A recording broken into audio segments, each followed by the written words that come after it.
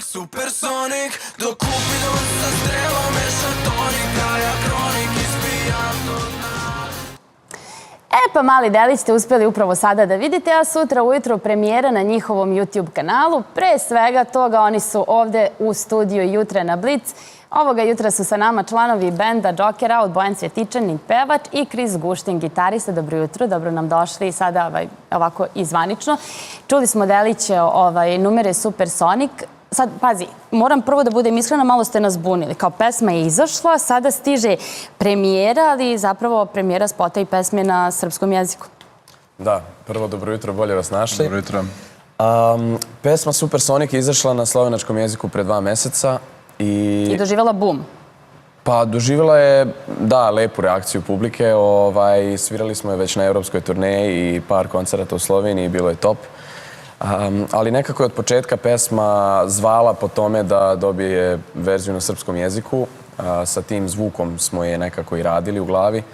I Devito je bio iskreno deo te priče u našim glavama već od početka. Bio je taj, recimo, taj njegov zadnji album, taj zvuk, nešto ka čemu smo išli sa tom pesmom i na kraju smo ga zvali i eto, premijera sutra. Kakve reakcije očekujete u Srbiji? Sad na ovu srpsku verziju. Srpske. Ja mislim da će biti odlična reakcija. Znamo, u Sloveniji je bila bukvalno dobra reakcija na tu pesmu. Evo, već si ti sad pjevala refren dok smo čekali na najavu, tako da ja mislim da će biti dobar hype za to i da ćemo moći zbog toga imati super koncert krajem augusta ovdje u Beogradu. Pričat ćemo mi o koncertu, da se još malo zadržimo i na ovoj pesmi i saradnji sa Devitom. Kako je uopšte došlo do nje?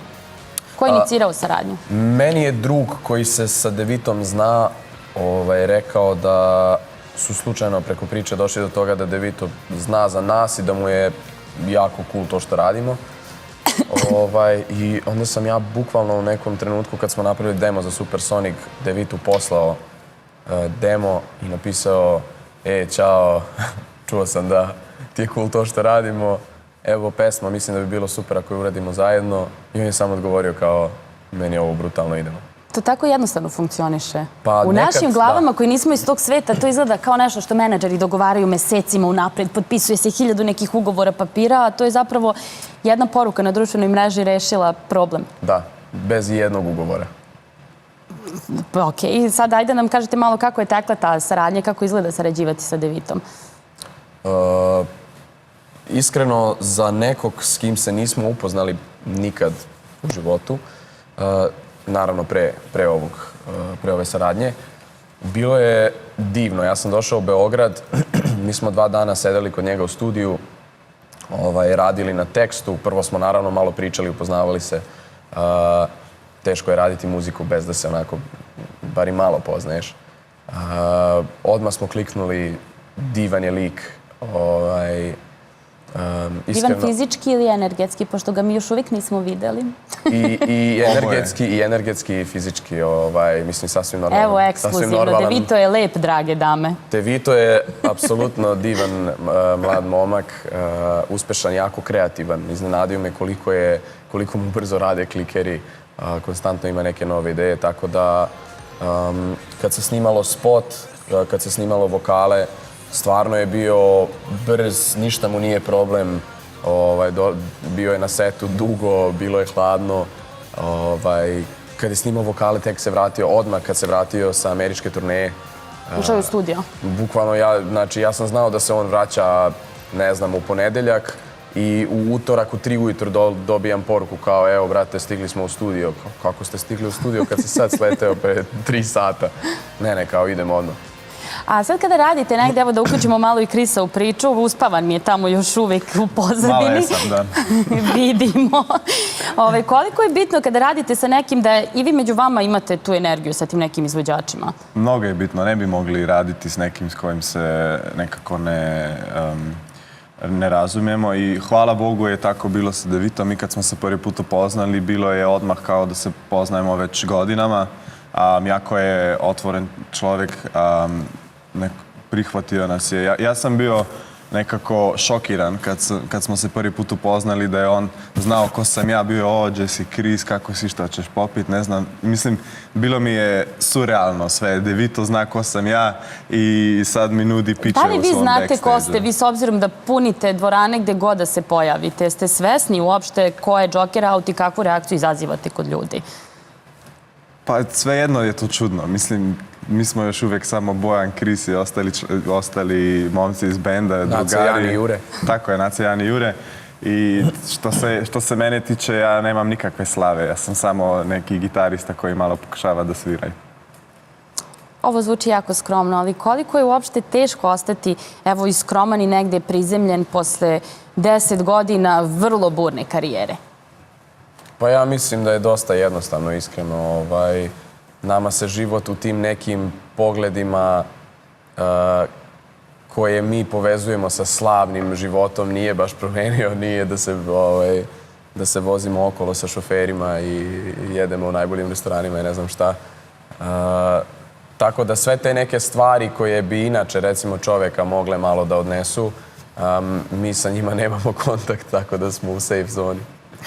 Bože, nadam se da će tako ostati i dalje. Sada da spomenemo između ostalog ono što smo obećali na samom početku, to jeste koncert koji nas očekuje u avgustu i to povod jednog zaista lepog jubileja.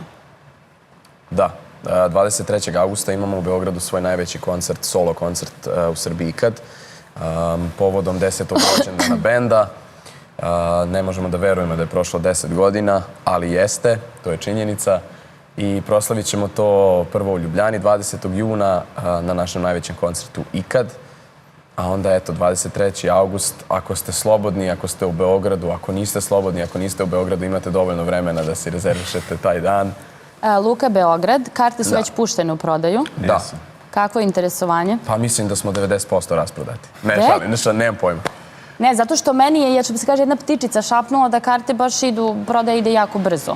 Pa karte inače idu jako brzo i prodaja ide jako brzo, a danas ćemo prvi put biti u kontaktu sa organizatorom. Rekli smo da nam ne šalje nikakve informacije, idemo na ručak da nam kaže kako ide. Uspaničila sam se, bao kao karte rasprodate, mi još nismo nabavili svoje, kao stani. Ne, to Nešto malih i sigurno. To ćemo da dogovorimo. Dobro, dok završi gostovanje. Kako teku pripremi, imate li već u glavi negde kako bi mogao zapravo da izgleda repertoar? Sa čim ćete otvoriti koncert? Dajte nam bar nešto, malo. Pa mi smo do sada, od kad smo izbacili pesmu Supersonic, smo otvarali koncerte sa Supersonicom i nekako će to biti prvi put u Srbiji da će moći publika čuti Supersonic uživo, tako da možda bi bio Supersonic odlična pesma za otvaranje. To možda negdje znači da će biti možda i gostiju na koncertu? Pa možda. Možda će biti neki gosti, možda počnemo sa Supersonicom i završimo sa Supersonicom, ipak imamo dve verzije. Kad pričamo o Supersonicu, mi smo spomenuli malo prije to je sad već viralni snimak sa društvenih mreža sa vašeg koncerta i fora koju ste izveli sa maskom. Kakve su bile reakcije? Pošto, kažem, rekoh ja malo pre, ljudi su se bar na društvenim mrežama zaista očekivali da će De Vito zaista da skine masku, ali nije bio De Vito. Da, Ali nisu bili ni toliko razočarani kad se maska skinula, da ti kažem. Ne, najveća fora je bila kad smo sa De Vitom došli do te ideje da to uradimo na njegovom koncertu u Ljubljani. Ideja iza toga je bila kao da ljudi koji su u publici dobiju malo trenutak toga kao čekaj, je li stvarno Bojan nama ceo život lagao i bio i De Vito? I kad sam skinuo masku, ja sam gledao ljude i neki ljudi su bukvalno imali taj pogled, znači jesam ja slušao tog čoveka kog gledam možda ili ga ne slušam sa Joker Outima. Je li to moguće da je to taj... Padi, toliko sam sve zbunio, sad ti ništa ne verujem. Znaš, kao ni da je bio još jedan De Vito na bini, mogu i da bude bilo ko. Šta ako jesi De Vito? Pa bukvalno šta ako jesam De Vito. Svi smo De Vito. Svi smo mi De Vito. Tako je ovo Joker Out featuring ja. Sad ćeš toliko da nas zbuniš, izaći ćete iz studija, mi ćemo svi dalje ostati sa upitnicima iznad glave. Ali dobro, evo, slušajte, pripremila sam nekoliko pitanja koje bih... Aka leksikon, to ste popunjavali kada ste bili mali? Aka leksikon? Znate leksikon? Jeste kako se to zove?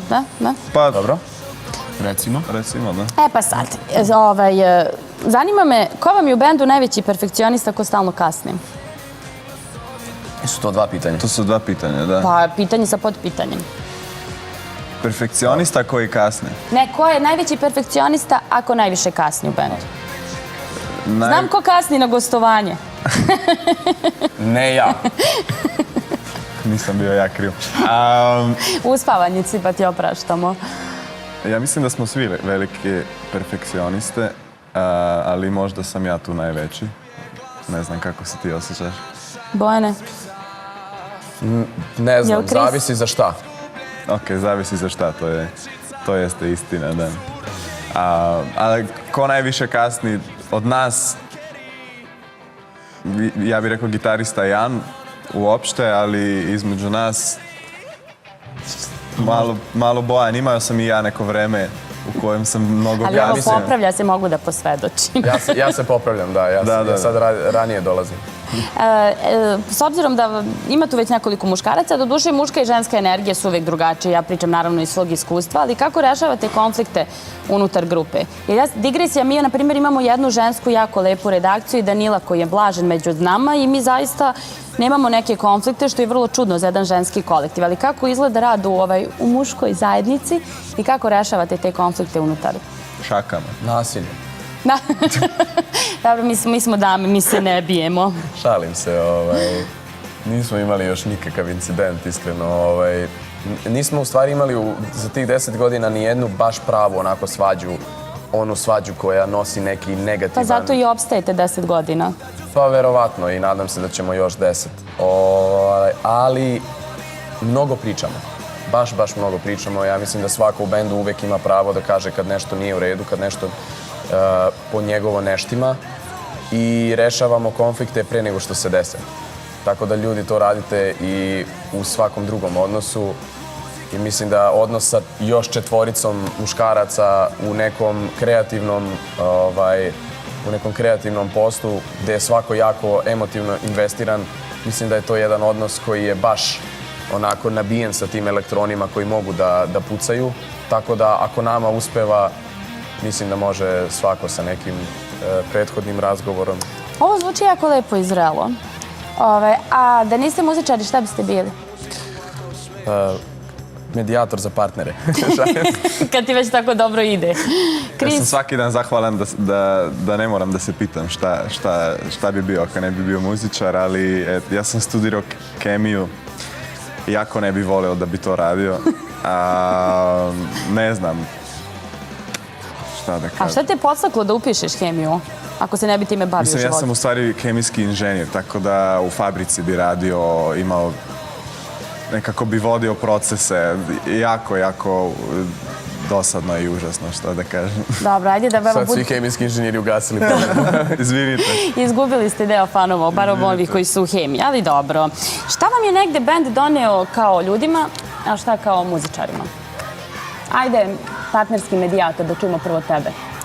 Pa ja mislim da mi je kao čovjeku bend doneo